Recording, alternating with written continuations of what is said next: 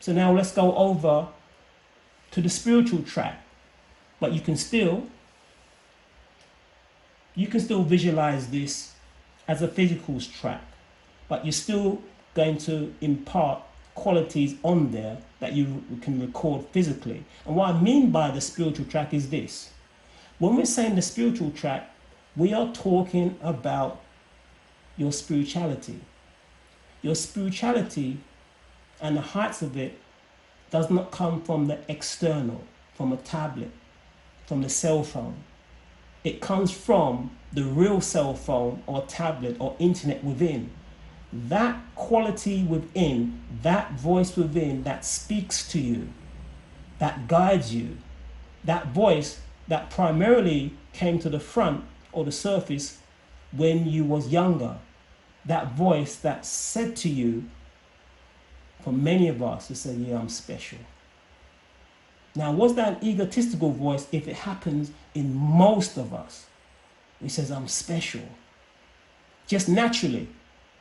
Well, I'm here to inform you that voice was the voice of your divine quality that is there to let you know, I'm here now on the physical plane and I can go higher. Now, the question would be, you didn't learn to speak with that voice. That voice came spontaneously within you. Now, why would that voice, and you need to pay attention to this, why would that voice spontaneously come within you to know, yeah, I know I'm special? Why? That voice is your voice of guidance. And that's why you have that emergency button that comes to the fore in the form of that voice, like when a woman is getting beaten by her man and that voice says, you know what, enough is enough. You know what, no matter what, you got to get out. Take the child if you got one and get out. But more often than not, because there's a detachment between that voice, the real you, and the outer world, you then second guess it and stay and you get more beat downs. And then what happens? You get beat down some more and eventually that relationship mash up, not even a year down the road. It's like 3, 4, 5, 7, 10 years. Some people ain't even left it because they left their inner voice. Of all the things to leave, you left yourself because that inner voice is the real higher you. And you've got to merge with it by listening to it.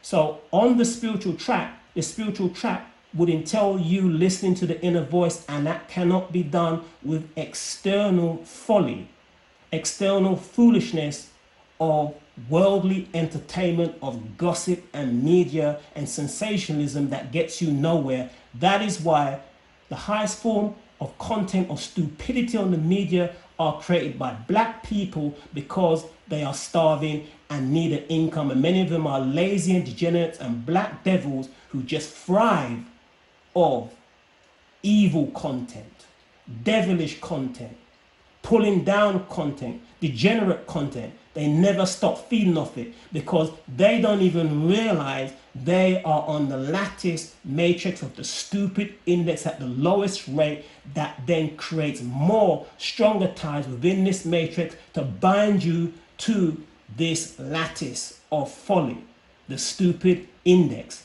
How stupid can you make black people be that now they're creating content and channels that just gossip? Meanwhile, other races, they're trying to deal with their diabetes. They make the medicines. They have the laboratories. They're making planes. They make cars, but yet we want to get involved with folly. And I can cut the same way with sports. Push black people in the sports. Sports do not empower your culture. Nor does music. John Henry Clark stated, and people love John Henry Clark, but they won't take the important part. No leader pushes music and sports to develop their culture. Right? It's done by the hard work of real maths, real chemistry, real physics. And when we do that, we then develop a thriving and healthy society that can move on to higher forms of spirituality. So on the spiritual track, where are you in your development?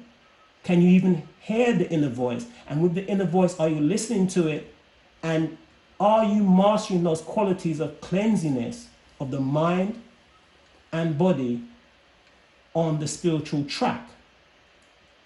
Because people talking about elevating, and then they feel, if I live my life and follow Jesus and follow God, and I won't count the Jews because they don't believe in heaven,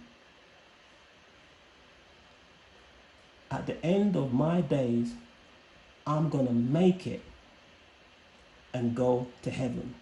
Meanwhile, they've got diabetes. Meanwhile, they beat up the woman. Meanwhile, the man is cheating on his woman. Meanwhile, the woman is cheating on the man. Meanwhile, they didn't listen to the inner voice and living a life with a partner they don't really want to be with, but they're going to get into heaven just by saying, you know, I accept Allah, I accept God, I accept Jesus. People want to go to heaven. Most black people are religious. And in that religious state, in Genesis 1 verse 1, you read this. In the beginning, God created the heaven and the earth. And if you was a Muslim, you would see words not quite like that, but similar, where it talks about Allah creating the heavens. Now, in that statement, Genesis 1 verse 1, there's a dynamic that real spiritualites would know, and many people are not real spiritualites. You'll hear it today. Because you take this quote at face value and you want to get to heaven. Well, let's look at it. In the beginning, God created heaven and the earth. Take off the last two words. In the beginning, God created the heaven. Or take off the last three words. In the beginning, God created the heaven. This is important. It is important because the statement in itself tells you that there was no heaven before God created it. If you accept the biblical or Torah account or Quranic account in their chapter 6 verse 1. There was no heaven if heaven was created. So there you go with human beings who want to go to heaven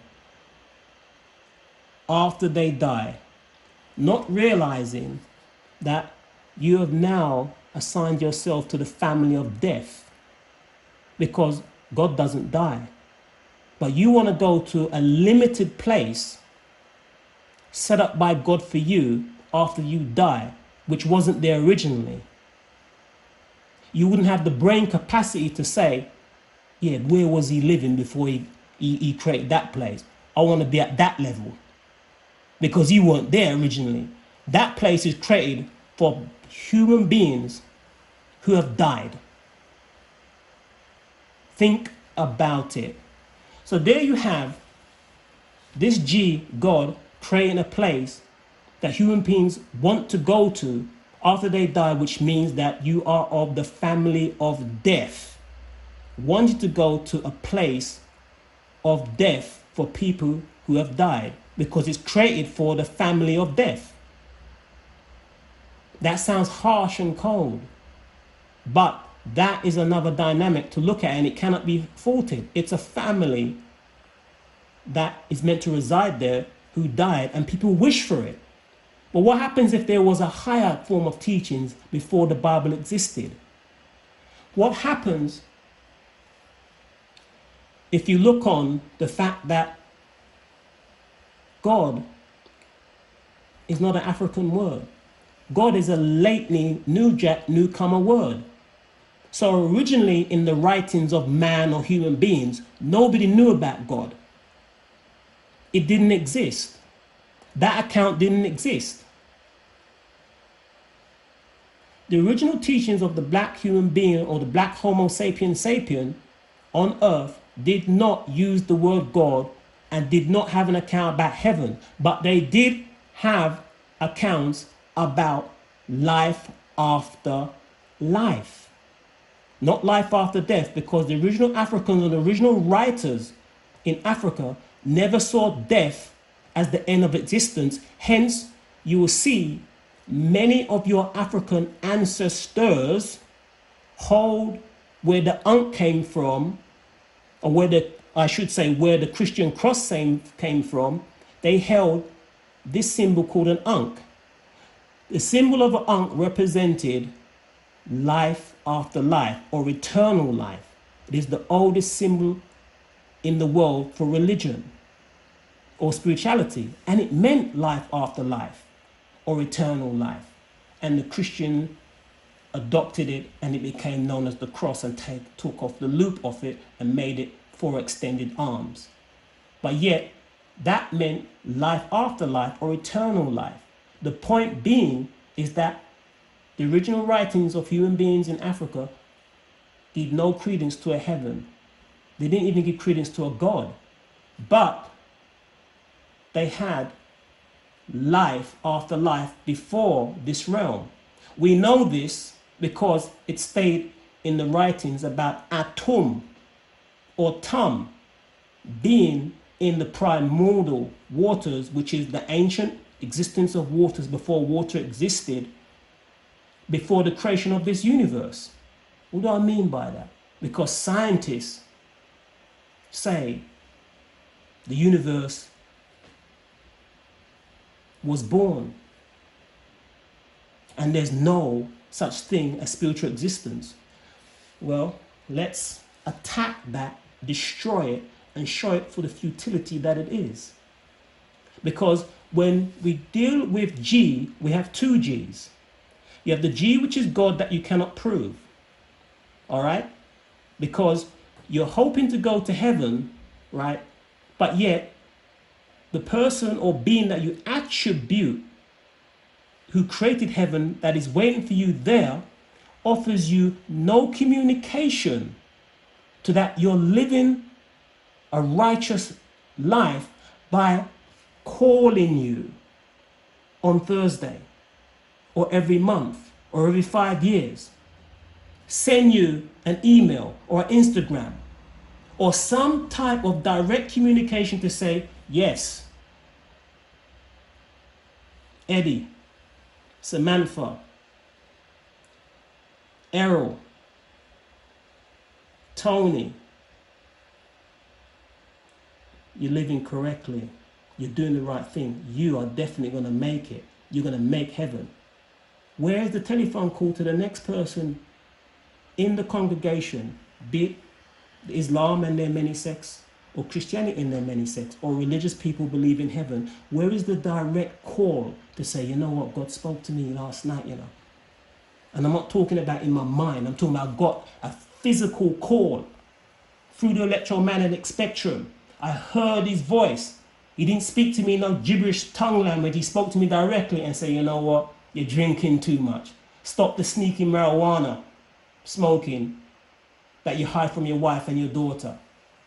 You need to cut that out because I see you, because I'm omnipotent. Stop it, cut it out. And get rid of the extra girl if this is your woman. Where is that communication from God? To direct you day to day. It's not non-existent.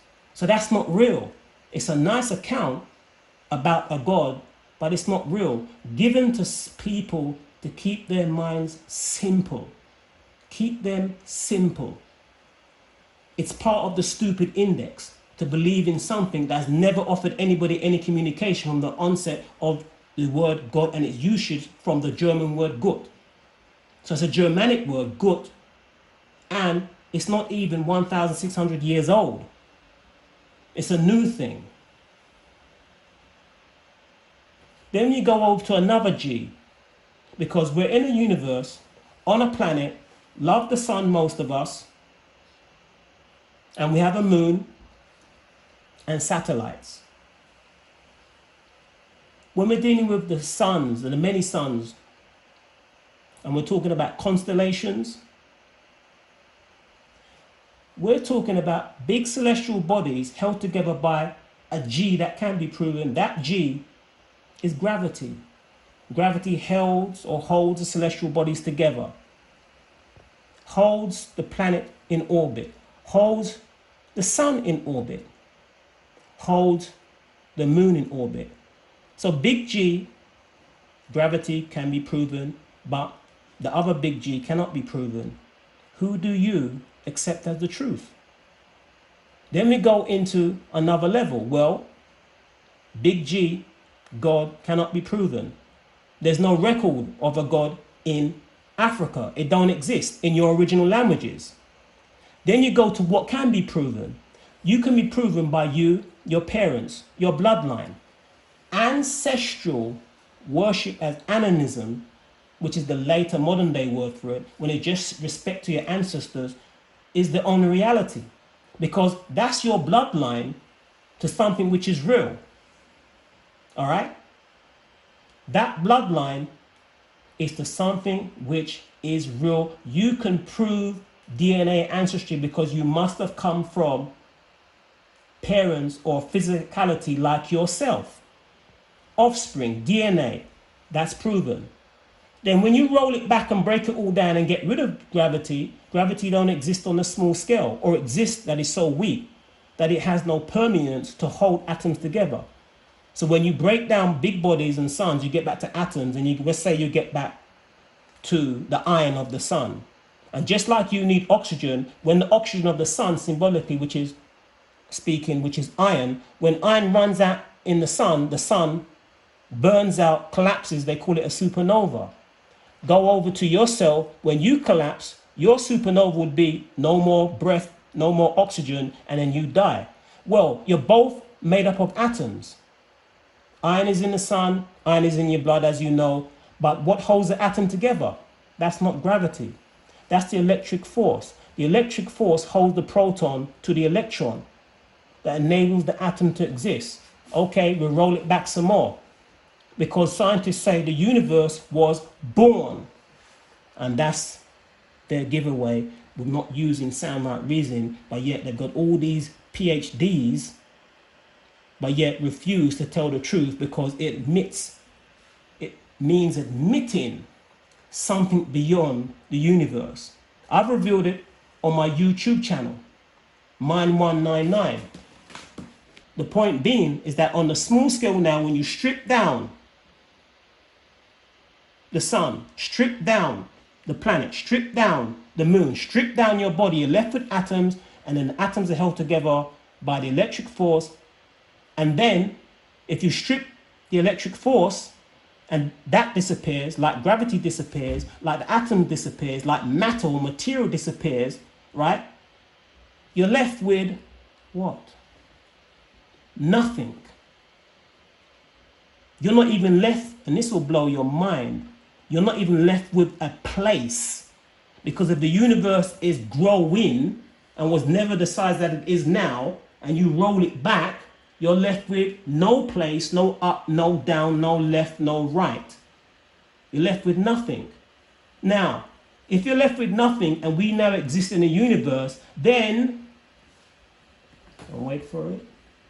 Before the universe was consciousness. So consciousness birthed the universe on a deeper level. You're dealing with Pa'ut the all. And that consciousness is Pa'ut all, right? Birthed the universe. And that is why you have a deeper, higher self. For some of you is connected to that consciousness before the universe existed.